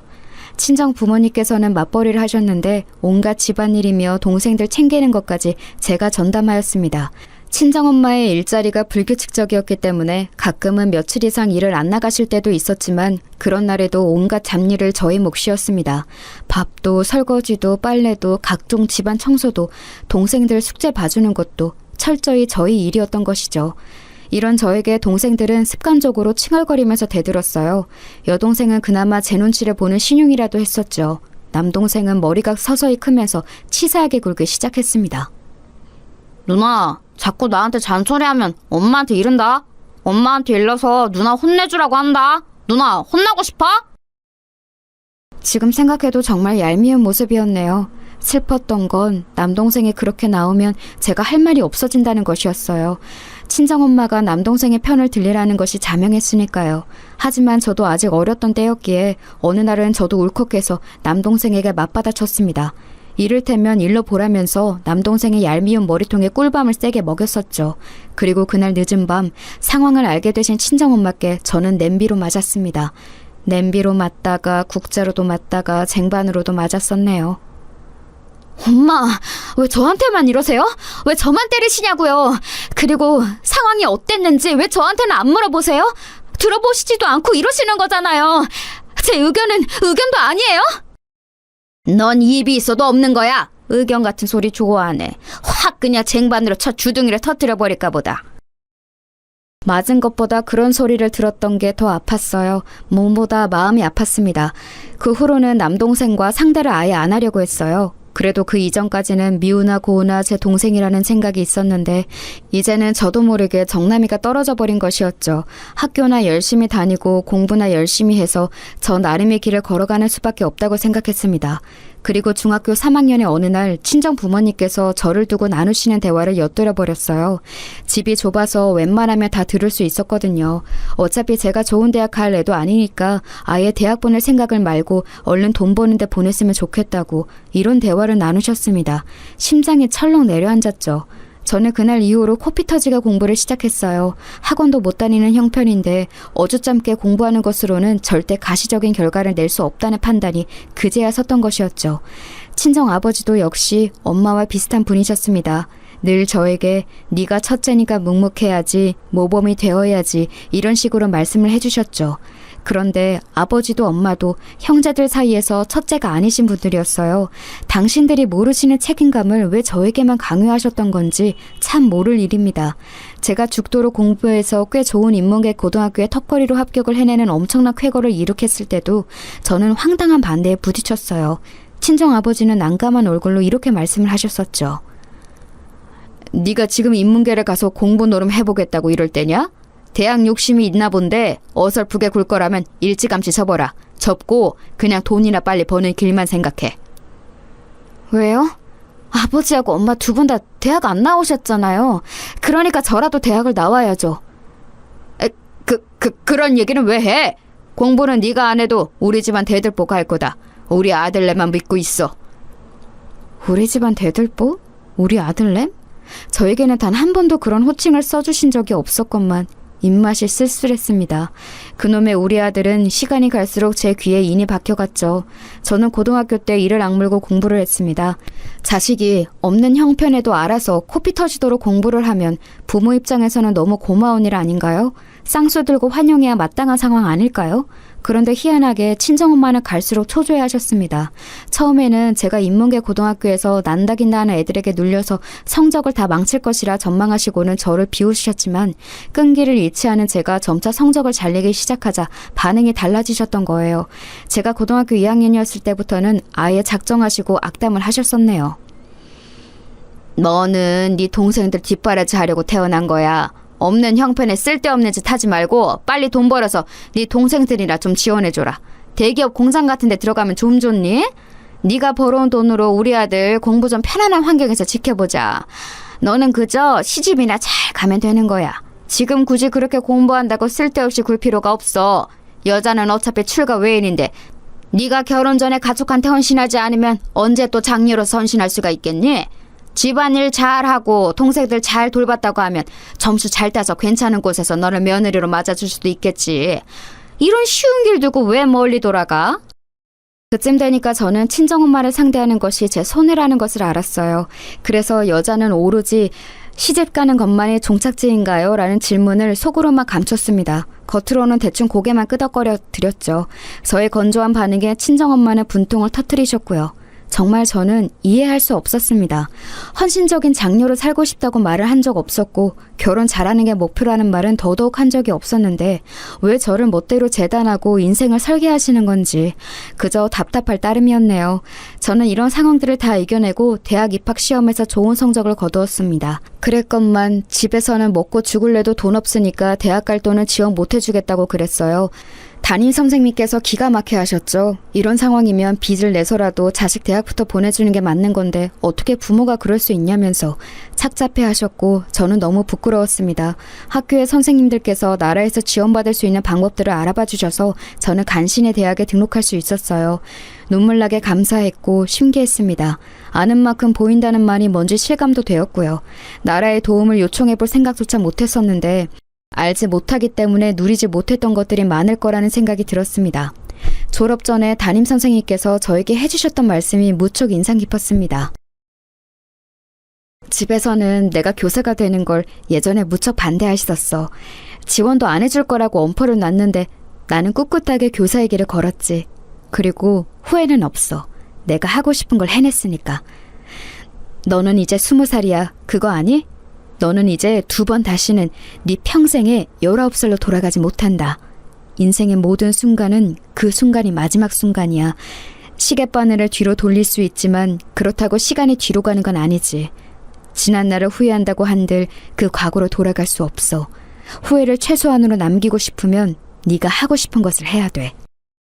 선생님, 그런데요. 저는 가족들이 예뻐하는 사람도 아니고 친구도 많지 않고 가진 것도 없어요. 꿋꿋하게 살아가기가 솔직히 자신 없고 겁도 나요. 세상이 앞으로 제가 외톨이인 걸 눈치채고서 저를 무시할 것만 같아요. 너를 무시하든 비웃든 그 누구도 네 인생을 대신 살아줄 수는 없어. 휩쓸리지 마라. 너는 네 인생을 오롯이 살아가면 돼. 최선을 다해서 너 자신에게 부끄럽지만 않게 살면 후회는 없이 살 수 있을 거야. 와, 그 순간에 깨달음이 들더라고요. 저는 아무것도 가진 게 없다고 생각하며 살아왔지만 제가 처음부터 가지고 있는 게 있었습니다. 인생, 저의 인생이요. 친정 부모님의 방해 공작에도 불구하고 제가 대학 입학을 이뤄냈듯이 제가 하나둘 원하는 대로 발자취를 남겨가는 제 인생, 저만의 것이었습니다. 저는 들러리나 엑스트라가 아니라 제 인생에서는 주인공이었던 거예요. 담임 선생님을 통해 저는 살면서 어른다운 어른을 만나는 게 얼마나 중요한지를 느낄 수 있었어요. 감사한 어른을 만났기 때문에 용기를 내어서 대학 생활을 멋지게 해보기로 했습니다. 친정 부모님께서는 저를 괘씸해 하셨어요. 명문대에 들어가면 뭘 하냐면서 부모의 최종 허락도 받지 않고 멋대로 대학 등록을 해버린 건 천하의 불효라고 욕을 하셨죠. 저에게 짐 싸서 집을 나가라고 하셨습니다. 저는 정말로 제 가방을 싸서 집을 나섰어요. 패기 넘치게 짐가방 들고 나갔는데 얼마 못 가서 길바닥에서 엉엉 울었었네요. 너무 서러워서 지나가던 사람들이 보든 말든 그냥 막 울었습니다. 하지만 돌아가고 싶지는 않아서 학교 근처에 하숙집을 구했어요. 제가 청소를 다 할 테니까 하숙비를 깎아달라는 간청을 다 하고 다녔는데 딱 한 곳에서 저를 받아주었습니다. 정말 마음씨 좋은 노부부께서 운영하고 계신 곳이었고 저는 또 좋은 어른을 만난 덕분에 힘을 얻을 수 있었어요. 저를 괘씸해하면서 그렇게나 욕을 하시더니 몇 달이 지나자 친정 부모님은 저에게 남동생의 공부를 봐달라고 하셨습니다. 학교 시험에서 이번에 5등을 한 게 처참한 모양이었어요.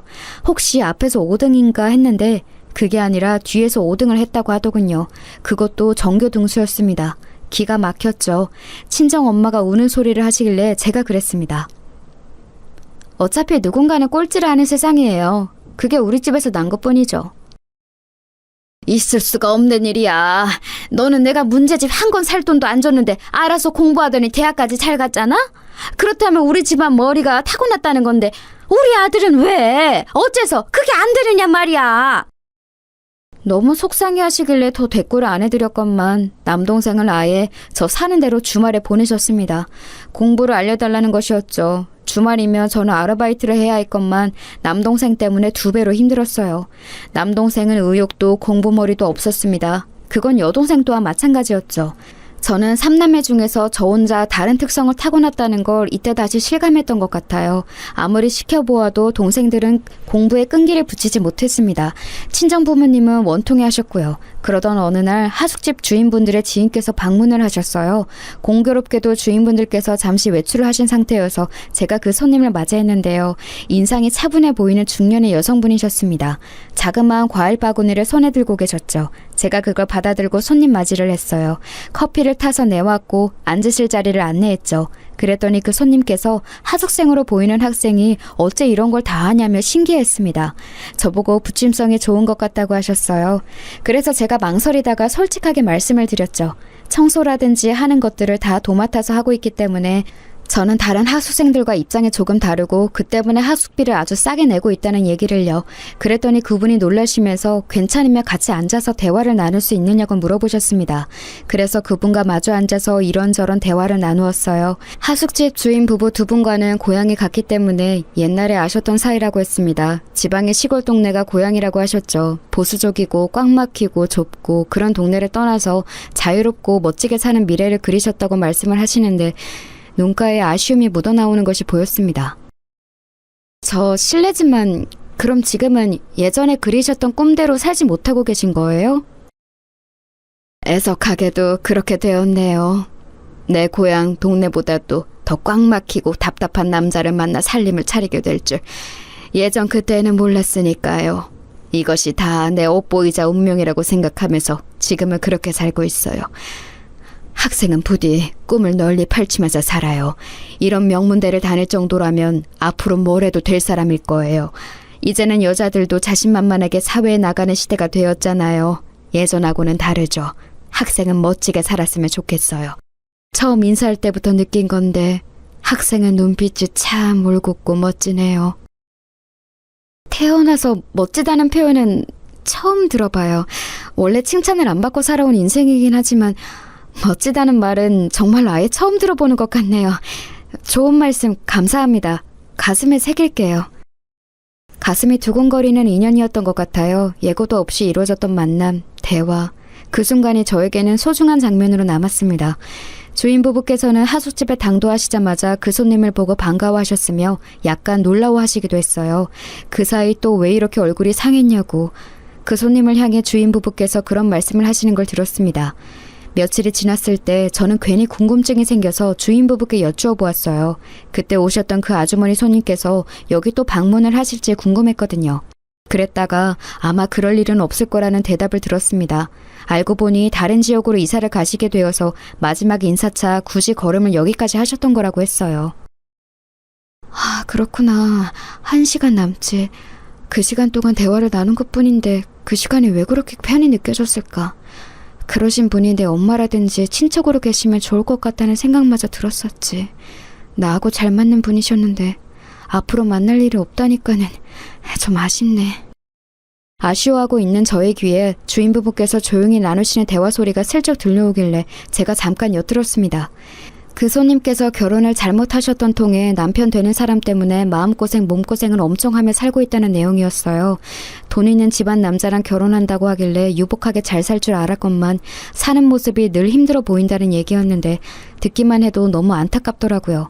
부모, 형제는 선택할 수 없이 태어나면서부터 주어지는 것이지만 배우자는 다르잖아요. 결혼은 선택할 수 있는 것인데 어째서 그런 불행으로 빠지셨을까 하는 생각이 들어서 마음이 좋지 못했습니다. 좋은 분 같았기에 앞으로 무탈한 일상이 펼쳐지시기를 잠시 속으로 빌어드렸어요. 하지만 이때까지만 해도 제가 몰랐던 거예요. 설마 제 인생에서 다시 그분을 만날 줄이야 상상도 감히 못했었네요. 저는 죽기 살기로 아르바이트와 공부를 병행해가며 성적까지 유지를 해낸 뒤에 졸업을 했어요. 고등학교 은사님들부터 찾아뵈었죠. 특히 고등학교 3학년 때의 담임선생님께서는 제가 봉투를 준비해 갔습니다. 제가 안 먹고 안 입고 그러면서 틈틈이 모았던 금액이었어요. 꼭 보답을 해드리고 싶었거든요. 무조건 받아달라고 그랬더니 한사코 안 받으셨어요. 나중에 사회에서 자리 잡으면 그때 밥 한 끼나 사달라고 하시면서 봉투를 다시 저에게 돌려주셨습니다. 이런 대가를 바라고 저를 위해준 것은 아니었다고 딱 잘라서 말씀하시더군요. 너무 감사했고 또 한 가지 인생을 배운 것 같아서 가슴이 벅차기도 했어요. 그런데 이런 감동도 잠시 친정 식구들은 저에게 돈을 요구했습니다. 도저히 앞날이 막막해서 안 되겠으니까 식당이라도 차려야겠다고 친정 부모님이 그러셨던 거예요. 식당 차리는데 보태달라고 저에게 요구하셨어요. 친정 엄마가 저에게 대학 잘 보낼 만큼 잘 키워준 값을 해내야 할 때라고도 하셨죠. 대학 가지 말라고 난리를 치실 때는 언제고 이제 와서 대학을 운운하시다니 어이가 없었으나 저를 낳고 키워주신 것은 맞으니까 집에서 장사를 시작한다는 것을 모른 척하는 건 아니라고 생각했어요. 사회 초년생이었던 저는 간식 한 번 안 사먹고 모은 돈 500만 원을 마련해 내어드렸습니다. 누가 보면 그거 엄청 약소한 금액 아니냐고 하시겠지만 저에게는 피눈물 나게 소중한 금액이었어요. 게다가 당시로 보면 지금보다 500만 원의 가치는 훨씬 컸거든요. 그 돈이 보태어져서 작은 식당이 마련되었습니다. 사람 쓸 돈 없으니까 틈틈이 와서 일하라고 친정 부모님은 그러셨죠. 근데 저는 일 다니는 직장인이었기 때문에 정말 힘들고 피곤했어요. 그래서 힘들다고 딱 한마디 했었더니 친정엄마가 화를 내셨었죠. 동생들은 일머리 없어서 시켜도 소용없다고 그러니 저밖에 없는데 제가 이러면 어쩌냐는 거냐면서 난리를 치셨습니다. 설마 작은 식당 소일거리도 못 해내는 젊은 애들이 있을까 싶지만 제 동생들이 진짜로 그랬습니다. 참고로 남동생은 전문대를 가려다가 친정아버지가 우리 아들 전문대 못 보낸다고 그러셔서 재수를 했어요. 없는 형편에 재수라뇨. 등골이 휘는 짓이었죠. 재수 끝에 대전에 있는 4년제 대학에 들어갔습니다. 그 대학의 이름을 들어도 대부분의 사람들은 모르는 곳이었죠. 남동생은 군대를 갔다 와서 복학을 미루더니 기어이 자퇴를 했어요. 밑빠진 독에 물을 붓는 것도 정도가 있지 아예 갱생이 안 되는 듯 싶었습니다. 피곤한 와중에도 식당에 와서 청소를 하던 제가 남동생이 아르바이트도 안 하면서 자기 개발을 한답시고 영어학원이나 다니고 있다는 소식에 하도 어이가 없어서 피식 웃고 말았네요. 그럼 한마디로 걔는 고졸인 거네요? 최종학력 고졸? 너 말 조심해. 너는 우리 아들 좋은 기운 다 빼앗아 가놓고 그래서 다 누려놓고 그렇게 비웃으면 마음이 편하니? 제가 무슨 좋은 기운을 다 빼앗아 갔다는 거예요? 저는 항상 아등바등 혼자 노력해온 거예요.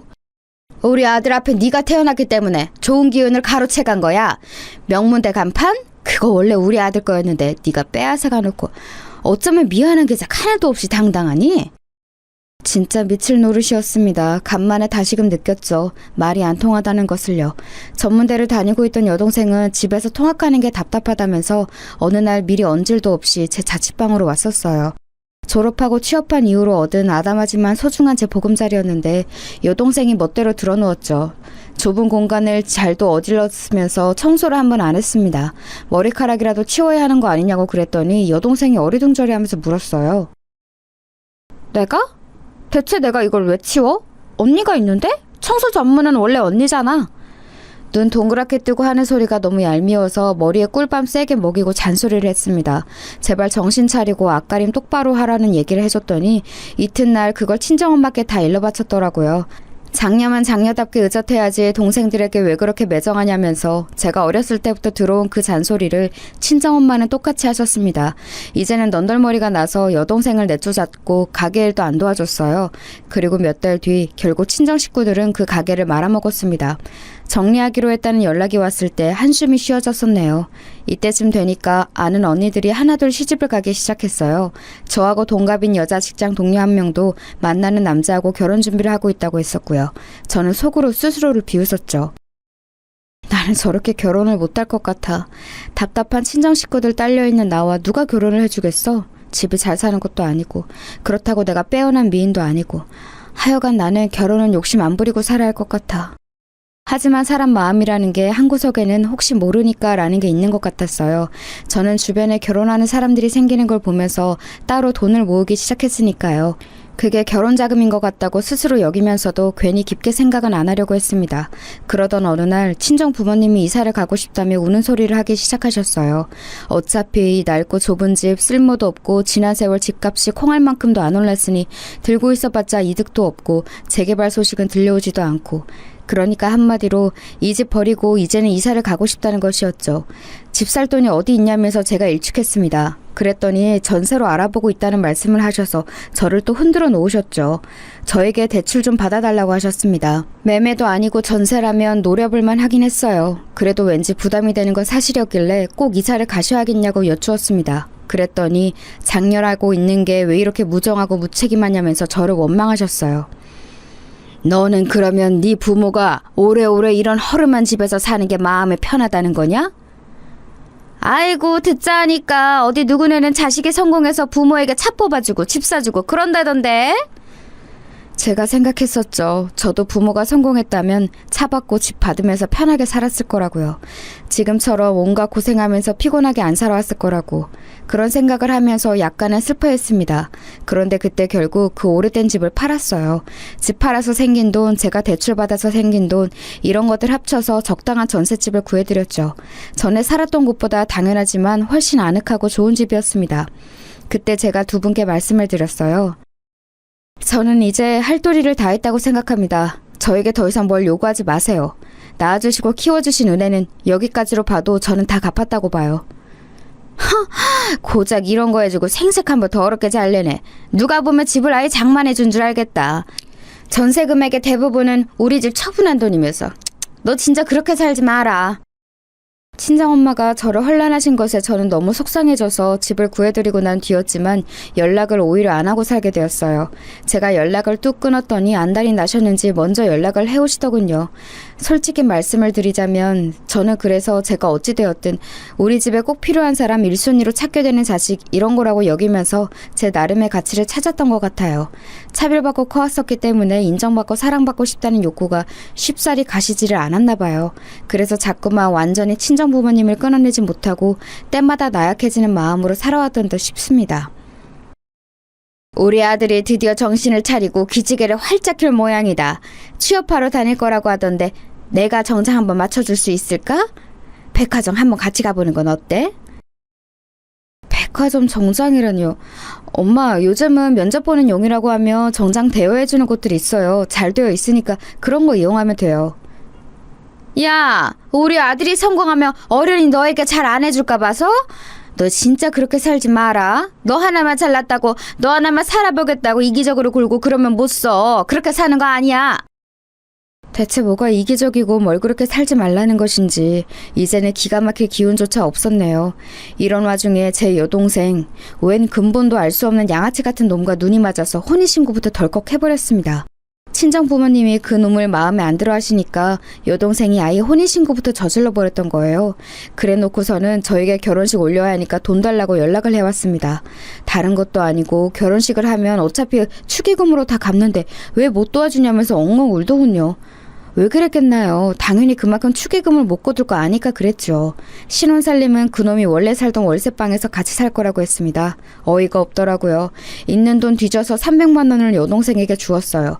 그랬더니 꼴랑 이거 주는 거냐면서 저에게 쌍욕을 했습니다. 받지나 말고 욕을 하든가 여동생이나 친정엄마나 너무 비슷하다는 생각이 들었네요. 그런데 그 300만 원을 비롯한 결혼자금을 들고 그놈이 도망을 가버렸어요. 연락두절이 되었죠. 그놈의 가족이라고 알았던 사람들도 알고 보니 다 가짜였다면서 여동생이 망연자실했습니다. 진짜 미치는 줄 알았어요. 가족 때문에 진절머리가 났습니다. 남동생은 자꾸 취업에서 미끄러지고 있었는데 친정엄마는 제 탓을 하고 계셨죠. 제가 취업운도 다 빼앗아갔기 때문에 자꾸 이런 결과가 나는 거라고 하셨습니다. 이래서 첫째를 딸로 낳는 게 아니었는데 내가 너를 그때 낳는 게 아니었는데 이런 하소연이나 하시길래 제가 적극적으로 장만을 도와드렸던 그 전셋집에 모처럼 들렸던 저는 자리를 벅차고 나왔었죠. 얼마 후에 제 인내심을 시험하는 일이 있었어요. 저희 친정이 오래 살았던 옛날 그 집, 거기가 희한하게 집값이 좀 오른 거예요. 친정 부모님은 난리가 나셨죠. 곡소리를 내셨어요. 제가 만약에 전셋집 구하는 것을 도와주지만 않았어도 그 집을 그때 안 팔았다고, 가만히 앉아서 돈 벌 수 있었는데 저 때문에 기회를 놓쳤다고 저를 원망하셨습니다. 그래서 제가 이때 선언했던 거예요. 앞으로 연락하지 말라고요. 안 보고 살자고요. 그게 최선의 방법임을 굳이 제가 외면하면서 살아온 세월이 아까웠습니다. 저를 원망하는 친정 식구들과 연락을 끊은 이후로 저는 남자친구를 새로 사귀게 되었어요. 처음에는 몰랐습니다. 남자친구와 제가 설마 특별한 인연이 있을 줄 말이죠. 정말 딱 한 명 겹치는 지인이 있어서 우연히 안면을 트게 되었다가 얘기가 잘 통하길래 사귀게 되었고 몇 달 지났을 때 결혼 생각을 하게 되었어요. 네, 바로 이 사람이 제 남편이 되었죠.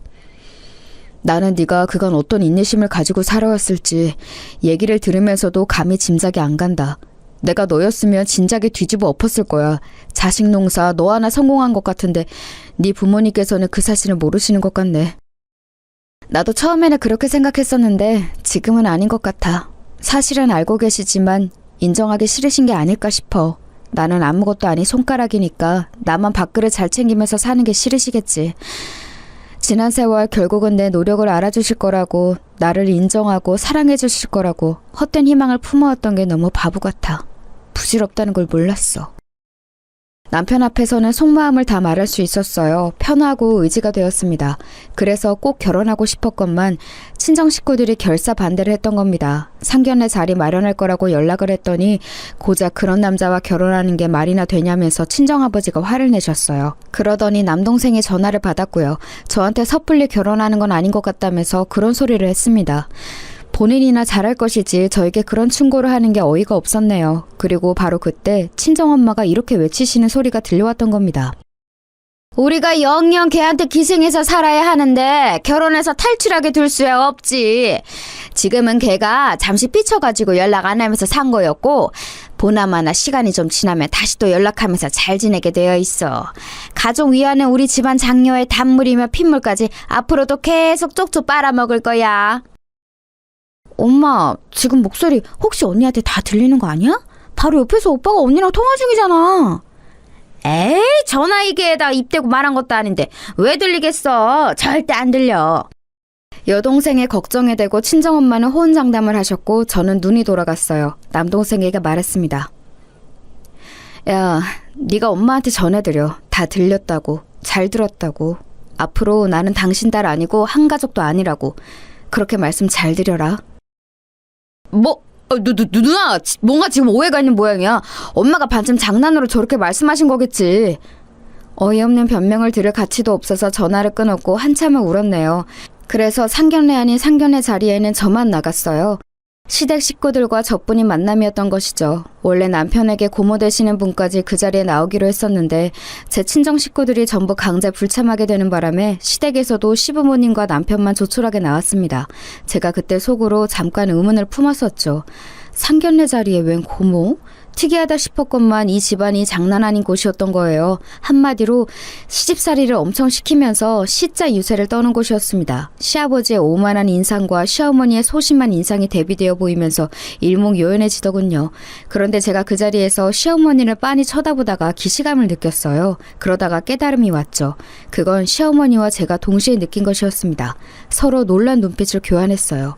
왜냐하면 시어머니께서는 바로 제가 옛날에 대학 다닐 때 살았던 하숙집에서 맞이했던 그 손님이셨기 때문입니다. 너무 놀라서 제가 입을 틀어막았는데 시어머니께서 그때 눈짓을 보내시면서 남몰래 검지를 입에 대셨어요. 비밀이라는 그 제스처, 저희의 인연을 지금 이 자리에서 꺼내지 말라는 신호였습니다. 저는 알겠다면서 고개를 살짝 끄덕였고 시어머니와 초면인 것처럼 행동했어요. 하지만 가슴은 막 두근거리고 있었죠. 시아버지께서는 목소리나 말투, 표정 같은 게 전부 괄괄하신 분이셨습니다. 아들 녀석이 나이 먹도록 결혼하겠다고 인사시키는 여자가 하나 없어서 뭔가 잘못된 거 아닌가 싶어서 걱정이었건만 드디어 결혼하겠다는 소리를 듣게 됐네. 대학을 아주 좋은 곳으로 나오셨어. 집안 사정인지 지랄인지 때문에 아무도 안 나온 그쪽 가족들은 좋은 대학 나온 사람이 한 명도 없다던데? 군계 일학이야 뭐야? 네? 네. 군계 일학은 저에게 맞지 않는 표현 같고 그저 어쩌다 보니 운이 좋았습니다. 제가 장녀이다 보니까 책임감을 안고 살아왔는데 그러면서 가족들하고 마찰이 좀 생겼어요. 결혼에 대해서도 의견이 맞지 않아서 부득불 오늘 저 혼자 갑자기 자리하게 된 점 다시 한번 죄송하게 생각합니다. 말하는 본세가 명문대 나온 여자 맞네. 단정하고 똑부러져. 그런데 나는 개인적으로 여자가 그렇게 똑똑하고 잘난 건 별로 안 좋다고 봐. 안 좋다고요? 실례지만 왜 그렇게 보시는지 여쭈어볼 수 있을까요? 이유야 한도 끝도 없지. 여자란 자고로 집안일 잘하고 자식 건강하게 낳아 키우고 늘 지아비를 공경하고 지아비의 가족 역시도 공경하고 겸손하고 나대는 법 없이 함부로 말대꾸하지 않고 그런 게 최고야. 그게 바로 모든 남자들이 원하는 최고의 신부감이지. 그런데 그런 여자가 시대가 바뀌면서 점점 줄어들고 있기 때문에 복날에 개 패듯이 한 번씩 손을 봐주면서 길들여야 돼. 요즘은 이런 수고로움이 필요해졌어. 세상에나 당초에 제가 무슨 소리를 들은 건가 싶어서 잠시 머리가 지끈거렸습니다. 그때 남편이 테이블 아래로 몰래 제 손을 잡아왔고 슬쩍 눈이 마주치자 저에게 입모양으로 무시해라고 말을 해왔어요. 그러자 저도 모르게 피식 웃음이 날 뻔했네요. 남편이 말하기를 회사 일 때문에 일본에 가 있는 자기 형은 친탁을 했고 자기는 외탁을 했다고 했는데 과연 그게 맞는 것 같았습니다. 시어머니를 뵈니까 확실히 남편하고 느낌이 비슷하더라고요. 시아버지란 분이 몹시 충격적이긴 했으나 남편이 변함없이 좋았고 무엇보다 시어머니를 이런 식으로 다시 재회한 것이 신기하고 놀라워서 이건 필시 인연이라는 생각이 들어서 시간 끌지 않고 바로 결혼을 해버렸어요. 친정 식구들은 제 결혼을 앞두고 난리였죠. 결혼식에 설마 안 부를 거냐면서 거품을 물고 발작을 해댔습니다. 저한테 또 무정하고 냉정하다고 그러더군요. 지긋지긋했어요. 예전 같았으면 또 마음이 흔들렸을 텐데 이제는 남편이 있었기에 저의 새로운 가정을 꾸리고 싶다는 소망으로 제 친정 식구들을 외면할 수 있었습니다. 그런데 결혼식을 목전에 두고 친정 식구들이 제가 아직 정리 전이었던 자취방으로 총 출동을 한 거예요. 당황한 저는 당장 돌아가달라는 말만 반복했죠. 그러나 친정 식구들은 완강했습니다. 멋대로 이렇게 결혼할 거라면 식장에 찾아가서 깽판을 치겠다고 하더군요. 와, 그 말을 듣는데 진짜로 눈물이 핑 돌더라고요. 왜 이렇게 이 사람들은 나에게만 잔인할까 이런 생각이 들었네요. 그리고 저는 이미 과거를 벗어난 저였습니다. 저는 제 자취방으로 밀고 들어오려던 친정엄마를 떠밀었어요. 강하게 떠밀자 바닥에 나뒹구셨죠. 남동생이 그걸 보고 눈이 뒤집어져서 저에게 달려들더군요. 어렸을 때부터 시건방졌던 이 녀석을 제대로 교육해줄 때였어요. 하도 온갖 고생을 하며 만성피로에 시달려온 저라 저는 체력을 기르기 위해 복지센터에서 운영하는 운동 프로그램을 꽤 들어온 참이었습니다. 남동생 같은 백수 따위가 덤빌 상대가 아니었죠. 개고생하면서 살아온 노동자 펀치 한번 맞아볼래? 너 오늘 죽었어. 네 재산 날을 네가 잘 찾아왔구나. 마치 권투 선수처럼 제 주먹이 깔끔하게 가격에 성공했습니다. 코를 얻어맞은 남동생이 고통스러워하는 사이 저는 그 다음에 공격, 또 그 다음에 공격을 가했지요. 남동생이 항복 선언도 하지 못한 채 친정엄마 옆에 쓰러져 나뒹굴었고 여동생이 경하게 비명을 질렀습니다. 그러자 저는 시끄러우니까 조용히 하라면서 여동생의 싸대기를 세게 갈겼어요. 그러니까 정말 조용해지더라고요. 진작 이렇게 할 것을. 지난 허송세월이 안타까웠습니다. 친정아버지는 거의 심장마비라도 오실 듯이 깜짝 놀라서 얼어붙어 계셨습니다만 여동생까지 당하는 것을 보시고는 안 되겠다 싶으셨나 봐요. 저를 단단히 혼내주실 기세로 옷소매를 걷어붙이셨죠. 그것에는 저도 약간 주춤하고 말았는데 바로 그때였습니다. 부끄러운 줄 아신다면 거기까지 하세요. 이렇게 처음 뵙게 되어서 자리가 영 아닌 것 같지만 인사드립니다. 저는 우리 며느리 아기의 시어머니 되는 사람입니다. 그렇다면 사부인 되시는군요. 안녕하세요. 저는 부족하되 부족한 딸의 애비 되는 사람입니다. 사부인께서 저희 딸 자취방에 오신 걸 보면 사이가 가까운 것 같은데 사부인께서 정확히 아셨으면 하는 게 있습니다. 저희 딸 지금 불효를 넘어선 폐륜을 저지르고 있는 중입니다. 바로 잡아야 하는데 사부인께서도 도와주시면 좋을 것 같네요. 친정아버지가 다급하게 말씀하셨고 저는 망연자실했어요. 이런 상황에서 시어머니께서 당연히 어른들 간에 통하는 대화를 하실 것 같았고 저는 왠지 사과를 하는 결말일 것 같았거든요. 그런데 친정아버지의 말씀이 끝난 후 한참이 지나도 시어머니께서는 예의 그 차분한 표정을 유지하시면서 가만히 계셨습니다. 아무 반응도 없이 말이에요. 저는 분위기를 살피던 중이었고 친정아버지가 답답하신지 먼저 다시 입을 떼셨어요. 저희 부족한 딸의 진면목을 아시고 많이 놀라신 것 같은데 우선은 결혼식부터 해결을 해야 합니다. 아시는지 모르겠으나 저희 딸이 자기 가족을 아무도 결혼식에 부르지 않겠다고 하는 중이에요. 이게 말이나 됩니까? 말이 안 될 것도 없죠. 이미 식장에는 신부에게 양친이 없다고 말을 해놨는데요. 길게 설명하기 귀찮으니까 저희 아들이 그렇게 말을 해놓았다고 해요. 예? 어떻게 그건 말도 안 됩니다. 그딴 결혼식 용납할 수 없습니다. 사부인께서도 생각을 달리 하시죠. 용납을 하면 어쩌고 안 하면 어쩔 건가요? 결혼식장에 오셔서 부모 노릇을 제대로 못한 탓에 딸에게 외면당했다고 그렇게 떠들기라도 하실 참인가요? 저도 솔직히 잘난 사람 아닙니다. 아니, 못난 구석만 가득합니다. 하지만 저희 며느리 아기를 지난 세월 너무 힘들게 몰아붙이기만 하신 이 잘난 가족들에게 한마디 할 정도의 자격은 된다고 생각합니다. 그러니 꼴값 떨지 마시고 집구석에 돌아가서 반성이나 하며 사세요. 며느리 아기, 이제 저희 식구입니다. 그때 정말 가슴이 터질 것만 같았어요. 시어머니께서는 남몰래 손을 살짝 떨고 계셨고 긴장된 얼굴이셨지만 말씀을 차분하게 다 뱉으셨고 친정아버지에게 가하신 타격은 엄청났습니다. 말문이 막히신 친정아버지 그리고 나머지 식구들은 시어머니 앞에서 입술만 깨물면서 조용히 자리를 떴어요. 저 사는 곳을 따로 한번 보고 싶어서 찾아오셨다는 시어머니 너무 감사했습니다. 그 손을 잡고 제가 한참 울었는데 시어머니도 어느새 울고 계셨어요. 결혼 전에 많은 대화를 또 나눴었네요. 시아버지께서 어째서 똑똑한 여자 싫다느니 하시는지 알 것도 같았습니다. 시어머니께서 원체 타고나신 기질이 똑똑하고 올바르신 분이라 그랬을 거예요. 시아버지께서 자격지심을 부리셨던 거겠죠. 그런 남편을 만나서 강제로 기가 눌려 사신 시어머니께서는 자식들의 존재 때문에 참고 사셨다고 했습니다. 왜 그리 미련하셨냐고 차마 말씀을 못 드리겠더라고요. 왜냐하면 저부터가 답답하게 참고 살아온 사람이었으니 자격이 없었습니다. 결혼하고 나서 남편하고 소박하게 잘 살아갔어요. 시어머니께 잘해드리려고 생각만 했지 사는 곳이 별로 안 가까우니까 그게 실행이 쉽지는 않았네요. 그러던 어느 날 제가 연차를 낸 금요일에 혼자 시댁에 가보았어요.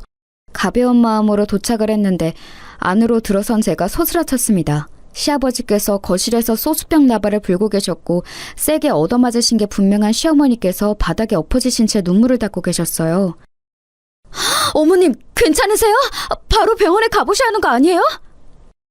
며느리라고 있는 년이 오자마자 지 시아비는 모른 척하고 시어미만 챙겨? 에라이 너도 내가 흠씬 두들겨 패줄까?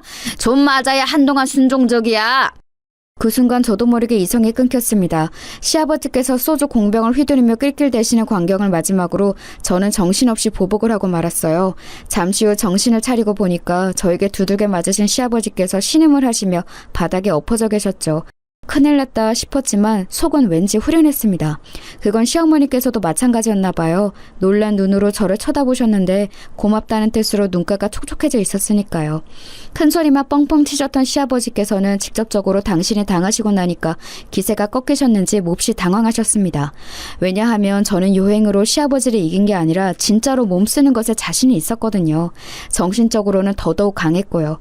우뚝 서 있는 저를 올려다보시던 시아버지께서는 입술을 떠시며 눈을 내리까셨고 저는 시어머니를 부축해 모시고 나갔습니다. 병원에 들렀고 진지하게 이혼을 권유드렸지요. 시어머니께서는 생각을 못 해봤기 때문에 이혼을 못하고 산 것 같다고 하셨어요. 선택지에 둬본 적이 없으셨던 것이죠. 이제는 달라지실 생각인지 짙은 미소를 지으시는 걸 보니까 안심이 됐습니다. 아무리 그래도 시아버지를 제가 그렇게 해버렸으니 저는 제 심신의 안정을 위해서도 제발 빨리 두 분이 이혼하시길 바란 게 본심이었는데요. 그 이전에 엄청난 일이 벌어졌어요. 시어머니께서 그간 당하고만 사셔서 마치 태산처럼 보였던 시아버지를 제가 단번에 무너뜨리는 모습을 보고 많은 생각에 잠기셨다고 하시면서 저에게 웬 통장을 내어주셨습니다. 내가 그토록 당하고 살면서도 버틸 수 있었던 건 어쩌면 이것 때문일지도 모르겠구나. 내가 시집온 집안이 형편만은 유복하였으니 내가 지난 세월 그 돈을 조금씩 아껴가며 모아왔는데 목소리만 컸지 속빈 강정인 네 시아비는 돈이 있다가도 없는 것이라고만 여기면서 재산 관리를 할 줄 몰랐어. 그 덕에 나 혼자 정말 아무도 몰래 이 돈을 다 모아왔단다. 어머님, 제가 지금 숫자를 잘못 센 걸까요? 여기 찍힌 게 억 단위가 맞아요? 천도 아니고 억이라고요? 1억이요? 똑똑한 네가 많이 당황하긴 한 모양이구나. 1억이 아니라 10억이야.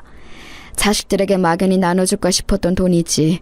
솔직히 말하자면 우리 집 큰아들보다 작은 아들이 나는 더 마음이 가.